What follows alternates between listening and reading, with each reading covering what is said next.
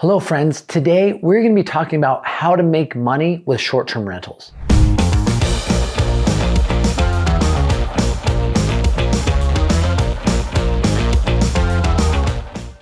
Is there anything cooler than owning a short-term rental? One of my favorite real estate topics is short-term rentals.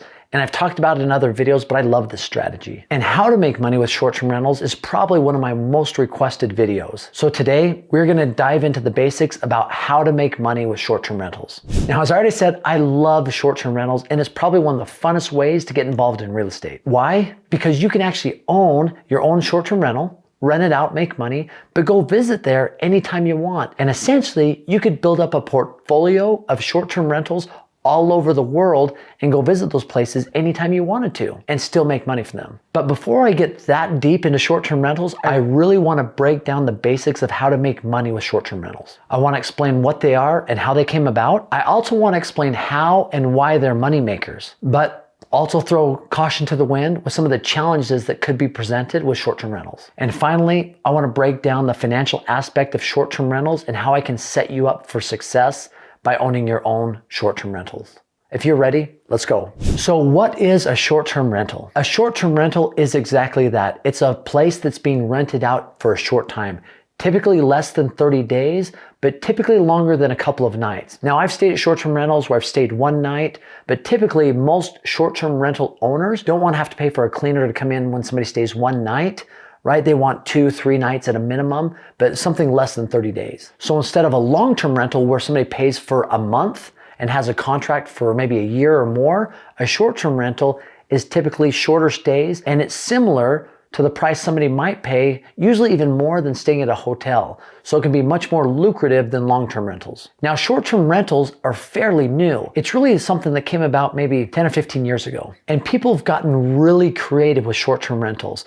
I'm sure if you've gone on Airbnb or Vrbo, you've seen some amazing looking short-term rentals. And some are super cool. I've seen some that vary from, anyway, an old grain bin in the middle of Iowa that's been converted into an awesome looking house.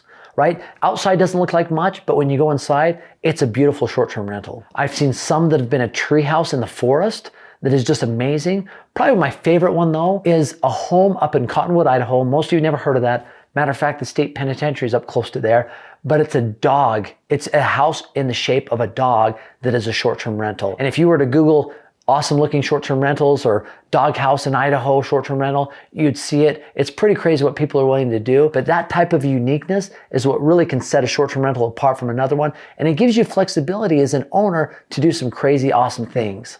Now, I've talked about this in some previous episodes that you can go watch, but let's talk about how short-term rentals came about. Now, it's interesting. There was a book written a couple decades ago called The Experience Economy. It was a book written by Joseph Pine and James Gilmore.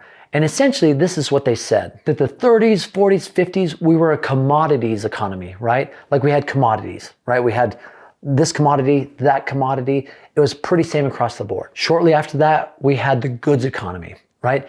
There was things that could be different from something else, and the prices reflected that. If something was unique enough or more different enough, they could purchase more for those goods versus these goods.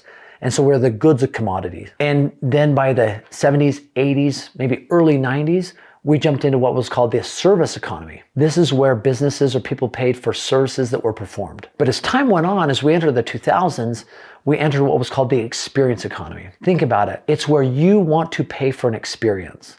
Rather than going and buying a teddy bear, you're willing to pay 3-4 times what a teddy bear would cost to go to Build-A-Bear to make a teddy bear with your son or daughter. And even though you probably could have got the same thing for much, much less, that experience of being able to build your own teddy bear is worth that much more money because it's an experience that you otherwise couldn't replicate. So us paying for an experience is something we're willing to do.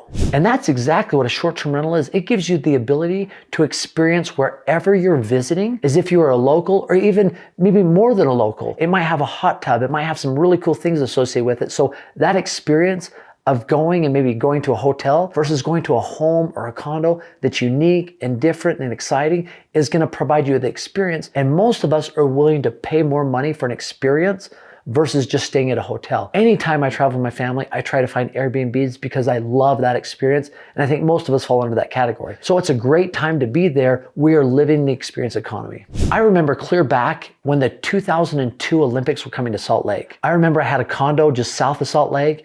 And I remember telling my wife, like, man, what if we could rent this out from somebody coming from Europe to stay in our condo? What if there was a way we could facilitate that where maybe we went and stayed with a friend and rented out our condo for $5,000 or $10,000 during the Olympics? I feel like it was my idea. I feel like Airbnb stole my idea. Now, I'm kidding, but that is something that you can now do that wasn't available 20 years ago. So why are these short-term rentals moneymakers? Well, I've talked a little bit about it, but nothing is cooler than when you travel with your family to go somewhere that is unique and different, right?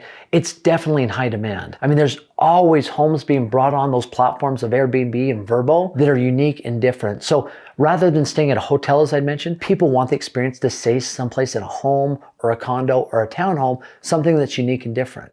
I remember when COVID hit, right? The vacationing started stopping. But one thing that was interesting to me is there was a gentleman that I worked with in my consulting business. And so he said that he was moving out of the city and he was renting a home on a short-term basis, 3 or 4 months, just to get away from the city. He lived in a fairly big city. And so he was utilizing a short-term rental as a way to maybe get away from a populous area where maybe there was danger or a situation he didn't like. And so they can be very creative in ways that you utilize short-term rentals. It could be a monthly stay. And if situation presents itself, it could even be a little longer stay. But I know he was paying really good money to be out in the country in Colorado versus being right in the city of Denver. The other reason short-term rentals are moneymakers is because people are paying for nightly stays versus a monthly rent, right? So once again, long-term rent, short-term rent. I'll tell you an interesting story is when I started making money in my real estate career and in my business, I found an apartment complex that I really wanted to buy. I had some financial partners that went in with me. We bought this apartment building.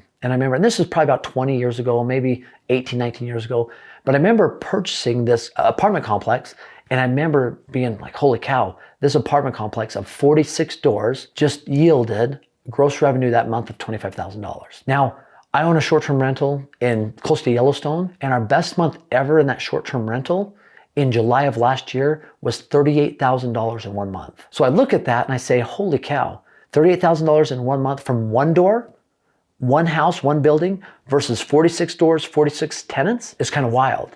And it's a bigger home close to Yellowstone. And so the nightly rents are much more, $1,100, $1,200 a night. But it was something that, and depending on the 4th of July, it's going to be more than that.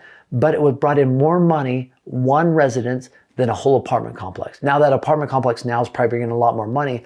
But that's one of the reasons why short-term rentals are such money makers is because people pay for nightly rents versus a long-term rental. So what caution should you look at when you're looking into short-term rentals as a moneymaker? The first thing you got to realize is it does take time and effort when you're providing an experience for somebody. And not just one person, but probably 4, 5, 6, 7, 8 different people during the course of a month that you're providing an experience for. If you can get everything in place, it definitely functions a lot better than if there are things that are out of place. It might not be as much work as you think, but having everything in place, it's still going to require time and effort on your part. That's definitely one thing to be cautious about is it does take time and energy to run these short-term rentals. You also need to be careful about looking into saturated areas, right? Where short-term rentals have become a big thing and interest rates were really low the last few years, a lot of people went out and bought short-term rentals because they could get a mortgage payment and rent these places out and make pretty good money. But a lot of these areas became really saturated, right? So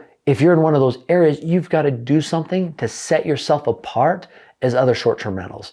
Now, as I mentioned, we own a short-term rental in Blue Ridge, Georgia. One of the things that's important to have a short-term rental, they really want you to be within maybe a 10-minute drive from downtown Blue Ridge. And so ours is just at that 10-minute drive from our cabin in Blue Ridge down to the actual city limits of Blue Ridge. It's up in the mountains a little bit. The other thing that I really liked about this short-term rental we bought in Blue Ridge was it had an amazing view. And that's really why people go there. They go to escape the city. And if they have a view of these Blue Ridge Mountains with that blue hue, the sun going down, it's amazing. And we have that there that really sets it apart. Because I've been on some forums where people have said, man, I'm not getting as many rentals as I want. But we haven't experienced that, I think, because we have a unique piece of property that has those things that people really want when they go there. So that's another thing to be cautious about, is making sure that you separate yourself when you're in a saturated area. Finally, let's look at the financial aspect of short-term rentals. Now, here's a basic rule of thumb that I go by. So whatever the purchase price is of that property, in order to have a decent deal, gross revenues need to be at 10% of the purchase price. So making the math easy, let's say that there's a property that's selling for $500,000. 10% of that, it should be bringing in $50,000 annually in gross rents in order to make it a decent deal. If you can get up to 15%, that's a pretty good deal, right? So 15% of $500,000 is $75,000 a year in annual rents. A great deal, an almost do not pass up deal, is if you can get it to 20%. And that's hard to do. So if you find a property that's being sold for $500,000 and you can get rents for $100,000, 20% of that, that is a do not pass up deal. Now, I've experienced one of those that have been 20% in my real estate investing career. We got in on a pretty good deal in Orlando, Florida, close to Disney, right before things started booming. And we picked up a property for $575,000 that its first year grossed $150,000 in revenue. There are deals out there, but it does take a lot of digging and a lot of prospecting in order to find those there. So you can probably tell I'm pretty passionate about short-term rentals. I love them. I'd love to hear your feedback. What are your holdups on short-term rentals? What have you found? What experiences have you had that have been great or maybe not so great? Let's engage in a dialogue. Comment below and I'd love to respond to you. As always, I've got a free gift for you. It's aaronsfreetraining.com. Just click on the link below. It is actually a short-term rental calculator with all those numbers I just mentioned to you. You put the data in and it spits out whether it's a good deal or not with that 10%, 15%, 20%, but actually goes into much more detail about the expenses and what you can expect as a cash on cash return. So go ahead, click on that, get that for free. As always, thanks for watching the videos. We love you, appreciate you. Have an awesome day.